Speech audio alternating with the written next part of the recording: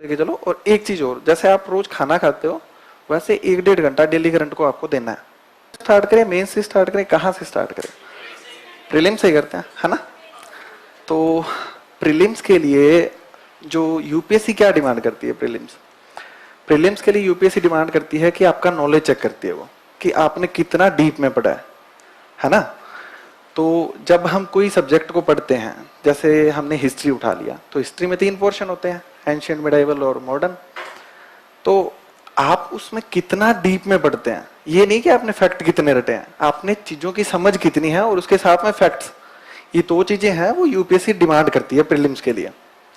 वैसे अगर पूरे सिलेबस की बात करें ना, तो प्रीलिम्स और मेंस दोनों एक साथ करने चाहिए, क्योंकि ऐसा नहीं है कि प्रीलिम्स को एक अलग पोर्शन है फिर मेंस अपन अलग तैयार कर रहे हैं, ये नहीं होना चाहिए। प्रीलिम्स और मेंस का कंबाइंड तैयार करना चाहिए। जैसे बहुत सारे टॉपिक, इकोनॉमिक्स है, प्रीलिम्स मेंस का सेम है, वैसे ही ज्योग्राफी है, प्रीलिम्स मेंस का सेम है, साइंस टेक में बहुत सारे पोर्शन सेम है। तो हमें क्या करना होता है कि हमें सबसे पहले बेसिक चीजें करनी होती है, history, geography, political science, science tech, environment and ecology, prelims में काफी पोर्शन है ना एनवायरमेंट का, तो ये सारी चीजें हमें करनी पड़ती है। तो उसके लिए सबसे पहले हमें करनी पड़ती है स्टैंडर्ड बुक्स। स्टैंडर्ड बुक्स जैसे सबसे पहले बताते हैं लोग एनसीईआरटी का। मैं पर्सनली बता रहा हूं, मैंने सिर्फ एनसीईआरटी पढ़ी थी हिस्ट्री के लिए, जैसे पॉलिटिकल साइंस के लिए, ज्योग्राफी के लिए 6 से 12। तो उनसे होता क्या है कि हमें एक विजन मिल जाता है ना, कि कैसे तैयार करना है, कैसे चीजों को समझना है। एनसीईआरटी में क्या है कि एक स्टोरी होती है, स्टोरी टाइप में दिया होता है, ऐसे थोड़ी होता पॉइंट बुलेट पॉइंट में दिया होता है, ऐसे नहीं होता ना, सबने पढ़ी होगी एनसीईआरटी। तो एक स्टोरी टाइप में होता है, तो उससे हमें आइडिया लगता है कि मतलब अपने इंडिया में है क्या चीज, कैसे अपनी ज्योग्राफी है, कैसे अपनी हिस्ट्री रही है। तो एक आइडिया बनता है ना, तो हम धीरे धीरे उस प्लेटफॉर्म पे चढ़ने के लिए तैयार होते हैं। और जैसे हम दूसरी रीडिंग मारेंगे हमें नई चीजें मिलेगी, तीसरी रीडिंग मारेंगे नई चीजें मिलेगी। तो हमें करना क्या होता है, जो एनसीईआरटी है उनको बार बार पढ़ना होता है, ठीक है? फिर आपको कोचिंग से नोट्स मिलते हैं, नोट्स में एनसीईआरटी इंक्लूड करके देते हैं, है ना? ये ध्यान रखते हैं कि एनसीईआरटी का जो पोर्शन है ना वो इसमें इंक्लूड हो। तो आपको ये भी करना होता है, एनसीईआरटी भी पढ़नी होती है, फिर आपका ऑप्शनल भी होता है, फिर आपके इतने सारे सब्जेक्ट हैं। तो सबसे बड़ा जो क्वेश्चन मेरे पास आता है कि भैया हम तैयार कैसे करें, इतना सारा, बहुत सारा सिलेबस होता है ना। तो आपको क्या करना है कि जब आप तैयारी स्टार्ट करें ना, तो सबसे पहले प्रीलिम्स का मत सोचिए, सबसे पहले सोचना आपको मेंस का। एक तो आपको मेंस का सिलेबस पूरा पता होना चाहिए कि कैसे है, मतलब पेपर फर्स्ट में क्या है, एक एक लाइन पता होनी चाहिए। क्योंकि जितने भी टॉपर्स हैं, मैंने जितनों से बात की है, मैंने खुद ने भी पूरा सिलेबस याद था मेरे को। तो हमें क्या पता होता है कि सिलेबस में है क्या चीज। अब पूरा सिलेबस ही पता नहीं होगा और हम लगे पड़े हैं कि ये करने ये करने। जैसे आर्ट एंड कल्चर है, मैं आपको बताता हूँ, आर्ट एंड कल्चर में सिलेबस में लिखा हुआ है कि वेरियस आर्ट्स, लेकिन उसके साथ में आर्किटेक्चर और जो साहित्य है ना उस पर ज्यादा फोकस किया हुआ है। तो ये दोनों जो पिलर है ना वो हमारे बहुत अच्छे से तैयार होने चाहिए, है ना?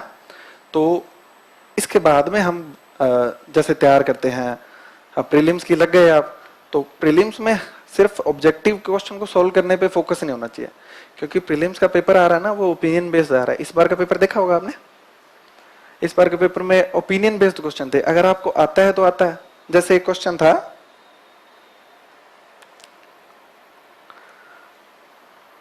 आप अपनी पसंद की विवाह करते हैं, है ना? तो वो कौन से आर्टिकल के अंदर आएगा? हाँ, तो उसमें ये डाउट था लोगों को कि आर्टिकल 19 भी है, क्योंकि अभिव्यक्ति की स्वतंत्रता है, और आर्टिकल 21 है जीवन जीने का अधिकार। तो बहुत से लोगों ने सोचा कि यार जीवन जीने का अधिकार कैसे होगा, लेकिन आर्टिकल 21 में है गरिमापूर्ण जीवन जीने का अधिकार, है ना? तो गरिमा तभी होगी ना जब अपन अपनी चॉइस से शादी करेंगे। ऐसा तो है नहीं कि अपनी चॉइस ही नहीं है और अपन अपनी शादी कर दी, फिर अपन पूरी जिंदगी उससे परेशान हो रहे हैं, तो वो गरिमापूर्ण नहीं होगा ना। तो ये है उसका आंसर होगा आर्टिकल 21, जो मुझे लगता है ना। बाकी सभी लोगों से मैंने जो डिस्कशन किया था वो यही था। तो इस तरीके से ओपिनियन बेस्ड क्वेश्चन आते हैं, तो वो मेंस की तैयारी में ही आपके कवर होते हैं। तो सबसे पहले आपको बुक लिस्ट के बारे में मैं बताऊंगा। जैसे हिस्ट्री के लिए मैंने 3 एनसीईआरटी पढ़ी थी, ओल्ड वाली। उसके अलावा जैसे मॉडर्न इंडिया का पोर्शन था वो कुछ मतलब जो स्पेक्ट्रम से या कुछ इन सब चीजों से जो थोड़ा सा जिसमें फैक्चुअल डिमांड करते हैं उनसे तैयारी की थी। और उसके बाद में प्रीलिम्स में आता है अपने ज्योग्राफी का पोर्शन, उसके लिए एनसीईआरटी की थी, साथ में कुछ यूट्यूब से लेक्चर जैसे मृणाल के लेक्चर हैं वो सब मैंने किए थे। फिर पॉलिटिकल साइंस में मैंने लक्ष्मीकांत पढ़ी थी, और उसके अलावा कुछ टॉपिक्स होते हैं उनके लिए कुछ नोट्स जैसे करंट के हैं तो मैगजीन वगैरह हम पढ़ते हैं, वो सब चीज़ें कवर करते हैं। इकोनॉमिक्स के लिए मैंने यूट्यूब पे जो चैनल वगैरह है उनका सहारा लिया था, मृणाल की जो लेक्चर्स है ना वो पढ़े थे। और साइंस टेक के लिए मैंने करंट का पोर्शन पढ़ा था। पीटी 365 देखी होगी सबने, वो पढ़ी थी साइंस टेक के लिए, बहुत अच्छी आती है, मतलब उसमें से आपको काफी क्वेश्चन मिलते हैं, और अगर नहीं मिलते तो इनडायरेक्टली आपको हेल्प करते हैं वो। तो पीटी का सिलेबस है। अब आपको करना क्या है, अब पहले तो मैं क्वेश्चन लगा के ये बात बोल देता हूं कि मेरी बातें हैं वो फाइनली आपको इम्प्लीमेंट नहीं करनी है, आपके टेम्परामेंट के हिसाब से आप कितना कवर कर पाते हैं उसके हिसाब से इम्प्लीमेंट करनी है, फाइनल नहीं है ये, ठीक है। क्योंकि मेरी स्ट्रेटजी है वो जरूरी नहीं है आप पे भी सही बैठे, ठीक है। तो आपको क्या करना है कि 2 सब्जेक्ट लेके चलने हैं दिन में, जो मैं करता था। दिन में 2 सब्जेक्ट लेके चलने से क्या होता है कि एक तो मोनोटोनस शेड्यूल होता है ना जब अपना एक आयामी, तो बोरियत महसूस होती है। जैसे सुबह से हिस्ट्री पढ़े, एंशियंट एंशियंट एंशियंट, क्या यार ये आ रहा है, ये गुप्ता आ रहे हैं, चोल आ रहे हैं, वापस चोल आ गए, ये क्या सिस्टम है, तो क्या है कि परेशान हो जाता है। तो एक हिस्ट्री ले लो, उसके अलावा एक पॉलिटिकल साइंस ले लो, तो क्या है कि हिस्ट्री भी पढ़ रहे हैं, पॉलिटिकल साइंस भी पढ़ रहे हैं, तो दोनों में अच्छा लिंकेज बैठ जाता है। उसके अलावा ज्योग्राफी ले लो, तो ज्योग्राफी और हिस्ट्री लेंगे ना, तो हिस्ट्री में जैसे कहाँ से अटैक हुए, गोलन दर्रा, खैबर दर्रा, तो हमें क्या आइडिया लगता है कि अच्छा यहाँ पे जगह थी इसलिए वो लोग आ गए, और आपके दिमाग में एक स्टोरी चलनी चाहिए, इसीलिए एनसीईआरटी पढ़ने का बोलते हैं। स्टोरी चलती है तो हमें आइडिया होता है कि कैसे लोग आए थे, है ना। तो इस तरीके से 2 सब्जेक्ट आप लेके चलो। और एक चीज और, जैसे आप रोज खाना खाते हो वैसे 1-1.5 घंटा डेली करंट को आपको देना है, चाहे आप वो न्यूज़पेपर पढ़ें, चाहे फिर ऑनलाइन कोई वेबसाइट खंगालें, या फिर कुछ भी जो आपको लगता है, कुछ मतलब ऑडियो वगैरह कुछ सुनते होंगे, या कोई जिस्ट आते होंगे, जैसे एनालिसिस होते हैं ना अखबारों के, तो वो पढ़ सकते हैं, या फिर कोई न्यूज़पेपर भी पढ़ सकते हैं। लेकिन करना क्या है कि 1-1.5 घंटा आपको करंट को देना ही है। ये बांध लो, जैसे आप टूथब्रश करते हो ना सुबह सुबह, तो वैसे ही आपको अखबार या जो भी करंट का है वो पढ़ना है।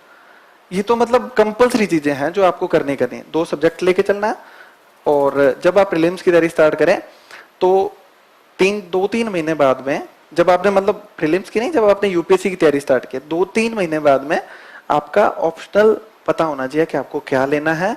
उसकी अगर आपको कोचिंग करनी है तो कोचिंग कर लो, और अगर नहीं करनी है तो सेल्फ आपको पूरा का पूरा तैयार करना है ऑप्शनल, है ना। क्योंकि ये मत सोच के बैठना कि प्रीलिम्स के बाद में ऑप्शनल डिसाइड करेंगे और उसको तैयार करेंगे, इतना टाइम नहीं मिल पाएगा प्रीलिम्स के टाइम पे, है ना। तो ऑप्शनल प्रीलिम्स से कम 3 या 4-5 महीने पहले तक आपका एक बार कवर होना चाहिए, उसके सिनॉप्सिस वगैरह जो भी आप बनाते हो वो सारे तैयार होने चाहिए, है ना। तो ये सब करके फिर आप डेली के 2 सब्जेक्ट लेके चलो। प्रीलिम्स के लिए नोट्स मैं तो नहीं बनाता था, क्योंकि प्रीलिम्स के लिए नोट्स कितने बनाएंगे, प्रीलिम्स में कहीं से भी पूछ सकते हैं ना, कोई अंत थोड़ी है प्रीलिम्स का। तो प्रीलिम्स के लिए नोट मैं नहीं बनाता था। अगर किसी को लगता है कि उसे बनाने चाहिए तो टाइम बहुत ज्यादा लगेगा, बना सकता है, मैं बाइंड नहीं कर रहा किसी को, लेकिन प्रीलिम्स के लिए नोट्स नहीं बनाया जाए तो ही ठीक है ना। और जो भी मटेरियल पढ़ रहे हैं आप, एक तो अपनी आदत होती है कि हम लोग बुक्स पे बड़ा बिलीव करते हैं, बहुत सारी किताबें उठा के ले आएंगे, और लाइब्रेरी में या जो भी रूम में बैठते हैं ना, वहां पे इतनी इतनी बुक्स जब सजी होगी तभी हमें सुकून मिलता है कि हाँ यार अब ठीक है, अब पढ़ाई यूपीएससी वाले लग रहे हैं। तो ये बहुत ही गलत चीज है। बुक्स लेके आओ आप बहुत ही कम, एक तो सारी एक साथ मत लेके आओ कि सारे सब्जेक्ट एक साथ ले और पढ़नी स्टार्ट कर दी, वो बर्डन फील होता है कि इतनी सारी बुक्स कैसे कंप्लीट होगी। आपने ज्योग्राफी स्टार्ट किया, ज्योग्राफी की बुक्स लेके आओ या नोट्स लेके आओ आपकी कोचिंग के हैं तो उनको कंप्लीट करो पहले।